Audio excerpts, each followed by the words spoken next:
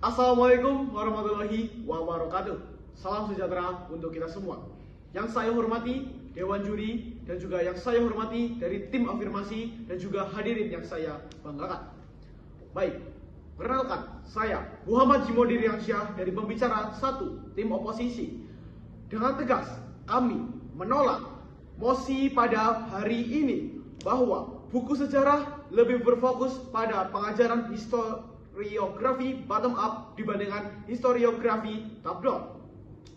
Sebelumnya, historiografi adalah metode perspektif dan pendekatan yang digunakan untuk menulis serta menafsirkan sejarah.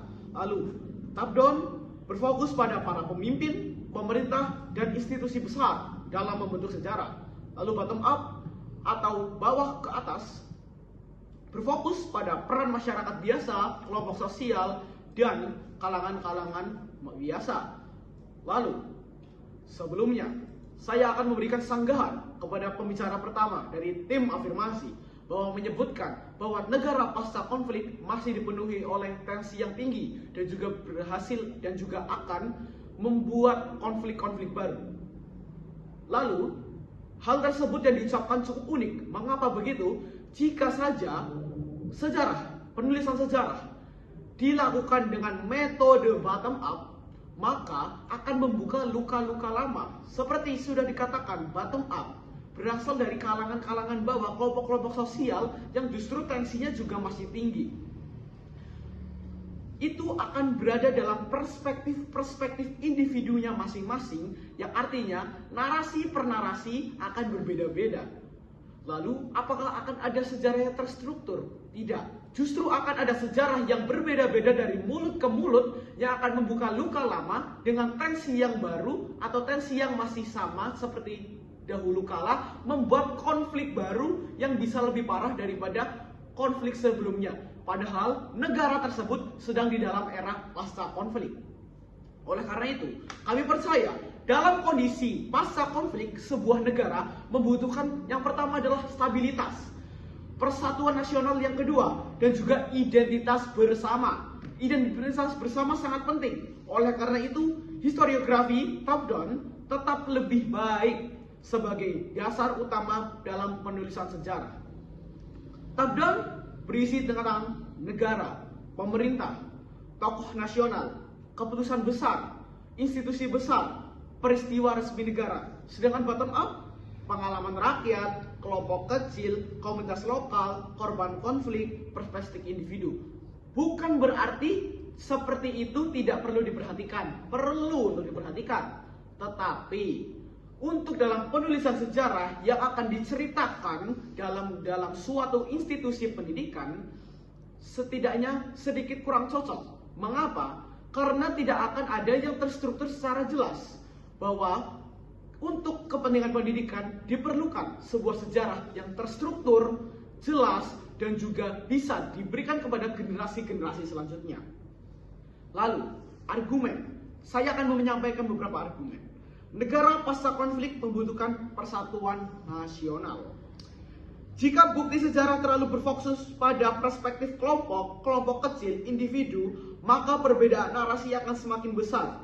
Ini yang sudah dikatakan. Ketika kita mempelajari sebuah peristiwa di masa lalu ketika konflik dan kita memberikan dalam sebuah institusi pendidikan, tapi narasinya itu berbeda-beda, apakah akan ada persatuan dan kecocokan? Tidak. Yang ada, murid-murid bakal bingung mana yang sebenarnya benar, mana yang sebenarnya salah. Karena ada perspektif antara individu, antara kelompok itu yang berbeda.